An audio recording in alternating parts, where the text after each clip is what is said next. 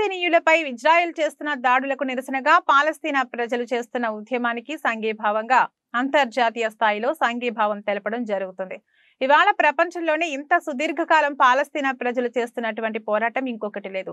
ఇప్పటికైనా యుద్ధాన్ని ఆపి అక్కడ శాంతియుత వాతావరణాన్ని నెలకొల్పాలని పాలస్తీనా ప్రజలకి గతంలో చేసుకున్న ఒప్పందానికి అనుగుణంగా పాలస్తీనా ప్రజలకు స్వాతంత్రం, స్వేచ్ఛ కల్పించాలని డిమాండ్ చేస్తూ ఈ రోజు ఖమ్మం జిల్లా కేంద్రంలో అంబేద్కర్ సెంటర్ లో పాలస్తీనా ప్రజలకు సంపూర్ణ సంఘీభావం ప్రకటిస్తూ అఖిలపక్ష పార్టీలు, ప్రజా సంఘాల ఆధ్వర్యంలో నిరసన మరియు మానవహారం నిర్వహించడం జరిగింది.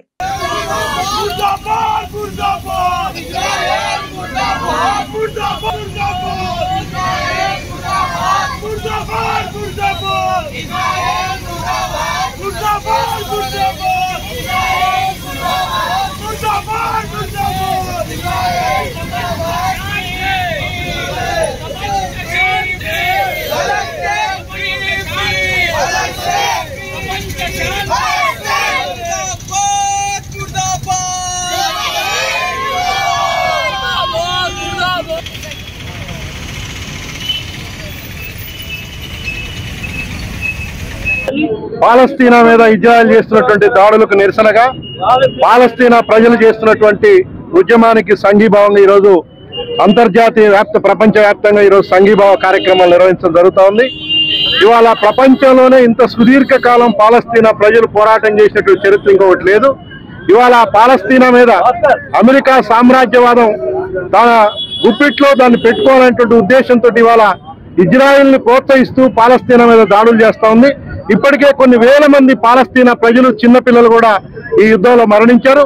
ఇప్పటికైనా యుద్ధాన్ని ఆపి అక్కడ శాంతియుతమైనటువంటి వాతావరణం నెలకొల్పాలో, పాలస్తీనా ప్రజలకి ఏదైతే గతంలో చేసుకున్నటువంటి ఒప్పందాలకు అనుగుణంగా పాలస్తీనా ప్రజలకి అక్కడ స్వాతంత్రం, దాని మీద స్వేచ్ఛ ఇవన్నీ కూడా కల్పించాలని చెప్పేసి మేము డిమాండ్ చేస్తున్నాం. అదేవిధంగా ఇవాళ భారతదేశం కూడా గత అనేక సంవత్సరాలుగా మధ్య మార్గం ఉన్నటువంటి భారతదేశం ఇవాళ నరేంద్ర మోడీ ప్రభుత్వం వచ్చిన తర్వాత నిస్సిగ్గుగా ఇవాళ ఇజ్రాయెల్ కి మద్దతు ఇస్తూ ఇవాళ పాలస్తీనా మీద దాడులకు ప్రోత్సహిస్తున్నటువంటి పరిస్థితి ఉంది.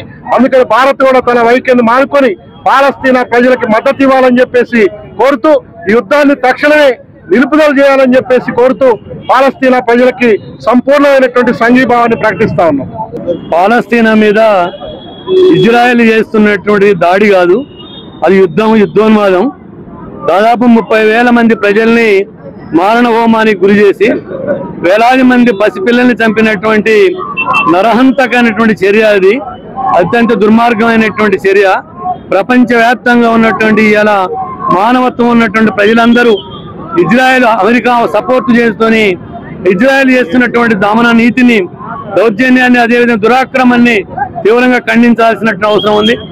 పాపం అని తలదాచుకోవడానికి చోటిస్తే వాళ్ళ దేశాన్ని ఆక్రమించి ఆ దేశాన్ని కూడా సర్వనాశనం చేసే ఆ యుద్ధోన్మాదం ఏదైతే ఉందో ఇది ప్రపంచ ప్రజలకు శత్రువు. అందుకే దానికి వ్యతిరేకంగా ఇవాళ ప్రపంచవ్యాప్తంగా పాలస్తీనా ప్రజలకు సంఘీభావంగా, ఇజ్రాయెల్ దురాక్రమణకి వ్యతిరేకంగా ప్రజలు ఉద్యమం చేస్తా ఉన్నారు. అందులో భాగంగానే ఖమ్మంలో ఈ కార్యక్రమం జరుగుతూ ఉంది. ఇందులో పాల్గొన్న వాళ్ళందరికీ అభినందనలు తెలియజేస్తూ, భారత ప్రభుత్వం సిగ్గు లేకుండా ఐక్యరాజ్య సమితి తీర్మానాలకు వ్యతిరేకంగా, అదేవిధంగా పంచశీల సూత్రాలకు వ్యతిరేకంగా ఈనాడు ఐక్యరాజ్య సమితిలో ఇజ్రాయెల్ దురాక్రమణ ఖండించకపోగా ఇజ్రాయెల్కి సానుభూతిగా మాట్లాడటం అనేటువంటిది ఆ దురాక్రమణలో భాగం పంచుకోవడం తప్ప మరొకటి కాదని తెలియజేస్తాం. పాలస్తీనా మీద ఇజ్రాయెల్ దాడులని ఖండిస్తున్నాం.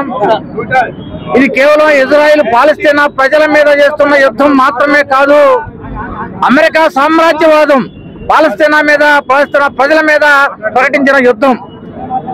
ఐక్యరాజ్య సమితి భద్రతా మండలిలో 99 ఆర్టికల్ ప్రకారం భద్రతా మండలి తీర్మానం చేసింది ఈ యుద్ధాన్ని వెంటనే ఆపాలి అని. కానీ అమెరికా వీటో చేసింది. కానీ పైగా అమెరికా నంగనాచి కబుర్లు మాట్లాడుతూ ఇజ్రాయిల్ మానవ హననానికి ఒడిగడతా ఉంది, పిల్లల మీద, మహిళల మీద దాడులు చేస్తా ఉంది అని చెప్పేసి పైకి కబుర్లు చెప్తా ఉంది. కానీ ఇది అమెరికా ప్రకటించినటువంటి యుద్ధం. అంతేకాదు మన దేశం మోడీ కన్నా ముందున్నటువంటి ప్రతి ప్రభుత్వం ఇజ్రాయెల్కు వ్యతిరేకంగా పాలస్తీనా ప్రజలకు సపోర్ట్ చేస్తూ వస్తా ఉన్నారు.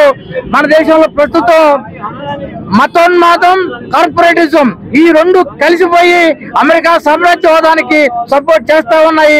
దీన్ని కూడా మనం ఖండించాలి. రాబోయే కాలంలో ఈ అమెరికా సామ్రాజ్యవాదం నాయకత్వంలో మరిన్ని దాడులకు అవకాశం ఉంటుంది కనుక యుద్ధాన్ని వెంటనే ఆపాలని ఈ సామ్రాజ్యవాదాన్ని ఖండిస్తూ